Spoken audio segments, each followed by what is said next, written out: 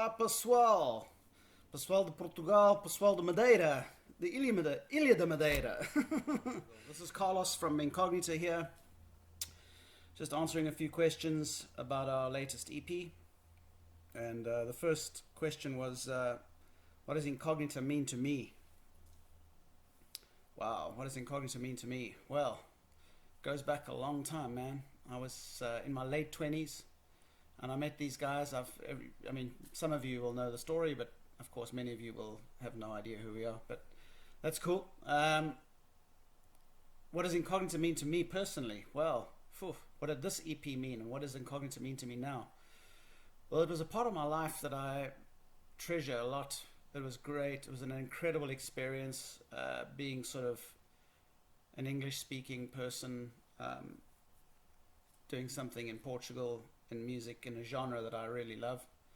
It was great. Portugal, metal, rock back in the sort of early 90s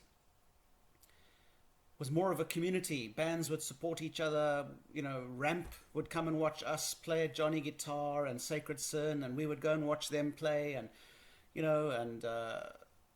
as much as we could. Of course, we were in Madeira, and they were all on the mainland. But still, the point is that the community was smaller. There was a lot more sort of working towards getting Portuguese metal on the map rather than me, my band. What am I doing? What am I doing? How can we get exposure? Blah, blah. So what does Incognita mean to me? And you can tell I'm a little bit of a anti-establishment type, you know. If everybody's zigging, I'm going to zag. That's just my nature. So Incognita was, for me, a little bit of that experiment. It was zagging when everybody was zigging. And if you listen to our EP now, we'll hear that our sound is a little bit retro, because we weren't going for the new plugins and the Fortin and the NDS and whatever sound that everybody's doing, because if they're zigging, we're gonna zag. And it's not because we're wanting to, I mean, of course we want to be different and stand out, etc., but the idea was to do something that was true to ourselves. And we all had different influences. So Incognita was a mash at the time of the guys were into power and thrash metal. And I mean, I was a massive thrash fan myself, but I leant towards funk. And Marcio, who was the bass player, also sort of liked various genres. We all liked Sepultura and Metallica and Megadeth, etc. But in the early 90s. But you know, there was a fondness for Faith No More. And when Guns N' Roses, Axl had that problem in Lisbon, and we were all shouting, Faith No More! Because we liked what they were doing. They were doing something unusual. It was different. And that sort of stayed. So that's what Incognita means to me, is the unknown mash of a music genre. It's within metal, but can you put your finger on it exactly? Probably not.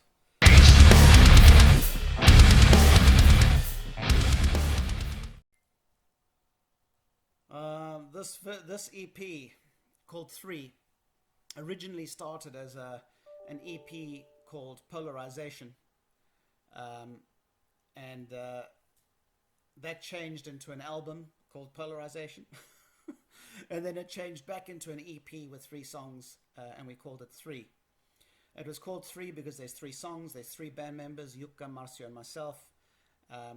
We had an invitational drummer on Say My Name, George Gonzalez from Lisbon, ex-Sacred Sin, great guy, great rhythm, did a fantastic job in Say My Name, very rhythmic, and that's exactly what we were looking for. Then we had a lot of international communication, different recording times, different schedules, issues and stuff, and eventually we used a session drummer for the last 2 songs. Fantastic dude, and we've worked with him before, and we will work with him again.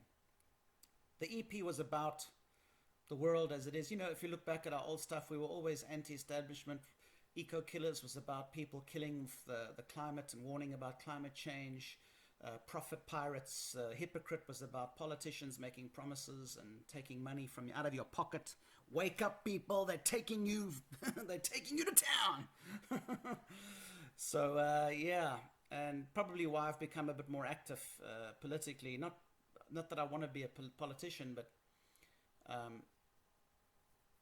yeah, man, we've got to change the shit, you know. But yeah, so that's what the EP is, and the idea was that it reflects now. So the same issues that we had 25 years ago are still here and unaddressed, and bigger and worse off than what was then. So we wrote songs. We thought we were trying to make a little needle move a little bit, and it moved fuck all. So here we go. The EP is about everything from anonymity on being online. You know how people are very brave on Facebook. Yeah, I don't agree with your take on whatever political thing, and Greta Thunberg, yeah, she's manipulated. Yeah. All this bullshit. People have it's like people have just become insane. Like, oh, I've got a license to say shit online, and no one's gonna come after me in my personal life, but they'll come after me online. Let me just go mad. I don't know, man. Is it helping? Is it really helping? Are we really in touch with our family and friends? Are we really making it a better place? I don't know. I don't see that. The idea behind each song. Okay, first song was Say My Name. It was literally about people being anonymous online, hiding behind anonymity, making comments, being bitchy, being dickheads about certain subjects, throwing out trolling statements, trying to get attention. I don't know. It's like tattooing your face, man. I'm all for tattoos, you know. Dig them, love them, would like to get more. But there's a point where you say to yourself, where's that trap where I'm like doing this because I want attention, I want people to look at me, rather than I want to express myself. In my opinion, if you're expressing yourself, power to you. And that was where the song came from. Say My Name was, you can take it anywhere. Is it the demon on your shoulder telling you what to do when you shouldn't? Is it the angel on your shoulder telling you what to do when you shouldn't? The next song, Save Us From Pain, came from a very different arc. Lyrically, the story was, initially I wrote the song about, you know, my mother brought me up as a single mom. And if you think about sort of the 70s and 80s, how you had to work in order to make a living and still bring up a kid with no child care, etc. It must have been pretty tough. So I wrote about Save Us From Pain as a person giving birth to a human in the world. But the song became something else.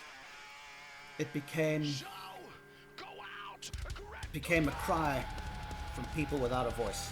That's simple. So the last song was I Hate Mondays, which is of course a redo of one of our songs from Madeira Sarcasticus in the 90s. It was a very tongue-in-cheek comedy song, that I hate Mondays, because, you know, on Sunday you'd be like, oh shit, I gotta go to work tomorrow. And the idea was that not wanting to go to work on the Monday, so making the most of the weekend. And we were in our 20s, it was all about partying as much as you can on the weekend, and then Monday back to work, you know. And that's how simple and idiotic that song is. It's a comedy song. I hate Monday, instead of saying something like, from the depths of hell.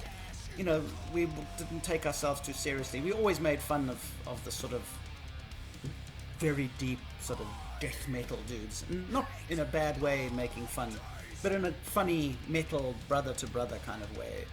You know, we don't take ourselves seriously. I still don't. Probably not a good thing.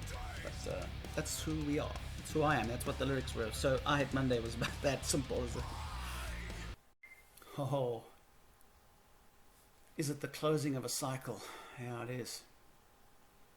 We got together as 20-year-olds and had a ball, man. It was great. Portugal rock in the early 90s was freaking awesome. Chute, Pontepej, and Zek, I mean, how helpful everybody was, you know. The community, lending guitars. We were at a gig and we were recording something. It's like, hey, do you want a Les Paul? Much fatter sound here. We'll lend you our Les Paul. Well, what? So cool. Are bands doing that still? Are metal bands in Portugal still helping each other out? I went there in March this year to have a check it out. And dude, I was a little bit disappointed. Everyone's like, me, my band. We're from this area. Oh, are you from Almada? Well, we're from Almada. We're better than everybody else. Come on, dudes. Portuguese, man. Somos portugueses. Pá. A sangue está mais... Blood is thicker than water, man. We've got to stick by each other. All the rest is smoke and mirrors. Don't get fooled. Is it the closing of a cycle? Yes, it is. 25 years later, I left the band. The band broke up initially when I was leaving. I met my wife, who I'm married now, and it was a different time. We're pregnant. We're having a baby. I was panicking, living in Portugal with no place to bring up a child. I didn't have support. So I was sort of looking for a place to settle down, and in a way it sort of forced us to break up. Forced us to break up a little, and of course I felt really guilty. So for me, the guilt was of many years. Like, damn, I wonder if we could have done something better. We never recorded a proper. To this day, we haven't recorded a proper album with production. Madeira Sarcásticos, that was no production whatsoever. That's a pre-production demo. Although it was an album with 10 songs, and recorded at an edit in Lisbon with Ramiro and Joaquim Mont and Freddie, etc. That was amazing, but it was pre-production. We had no production. We were just ideas. Hey, what can we put at the beginning of the song? I've got a sound bite. Wasn't all the different layers and harmonizing. We didn't have any production support. We didn't have any producer to give us ideas, etc. So we just, like most bands, we just fucked ahead with it, man. We just went for it. Balls to the wall. Boom. And that's how we've always done it, man. Even on stage, we're balls to the wall. And so is the closing. Yeah, this EP is the end of a generation of Incognita, if you like. Most of us are getting older. Stanislao is in a band. He does well. He's in the music business in Madeira. Luis has got his own life. Still has his music in his mini studio at home, etc. Marcio's working in Blackpool and in England. I'm here in Finland with my kids. And Jukka's also in the same town as I am. And it's definitely come full circle. And as a band, we can't perform live now because we're all over the world. If there was a special reason, of course we would make a plan, or we'd look at it. But just to go and play in a bar, it's not worth it for us. Festivals, sure, one day maybe. If not, this is the end. Sad but true. Sad but true! Okay.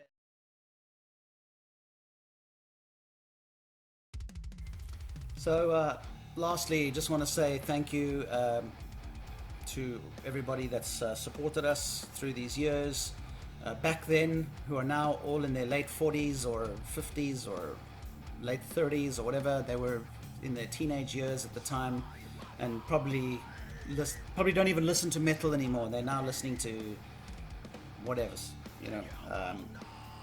So thank you for the support then, and even for the people that are sort of following us and supporting us now. Thank you for the support. Thank you to Susie, our sister of the band. Marcio, I'd like to say thank you for holding it all together. Jukka for the guitars, George for the drums, etc. And even Norman, of course.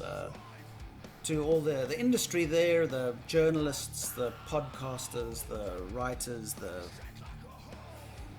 influencers, you name it. We just want to say, if you've mentioned us, or if you've even just given it a chance, given it a listen, that's appreciated. And seriously, that's all we could wish for, and we appreciate it a lot.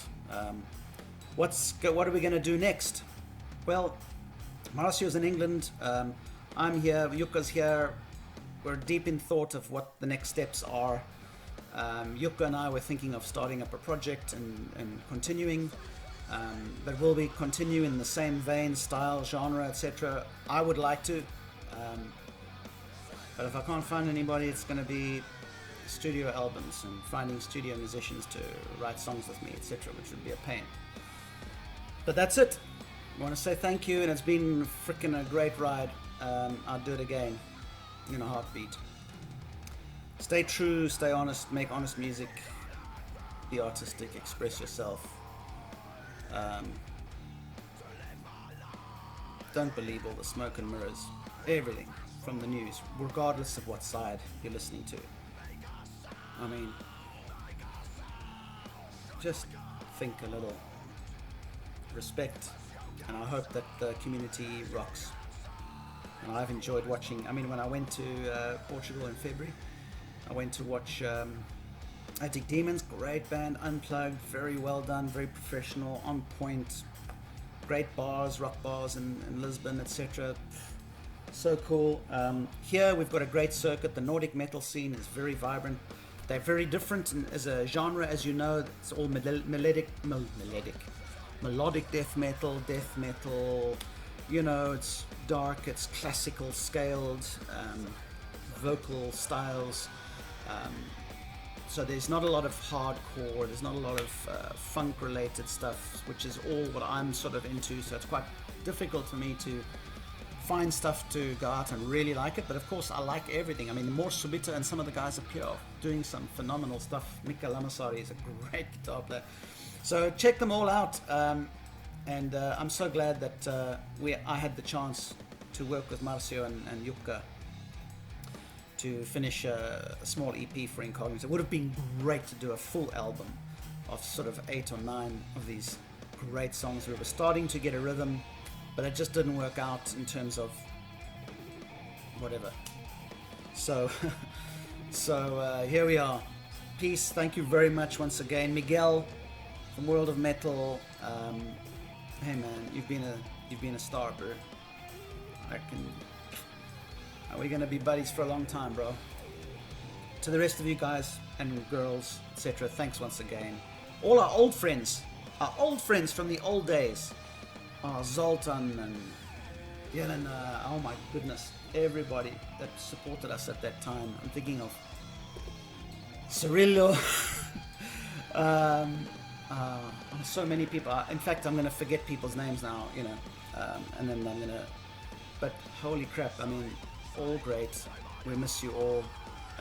Would be great to catch up one day. Look forward to that beer in a rock bar in Lisbon one day. Peace.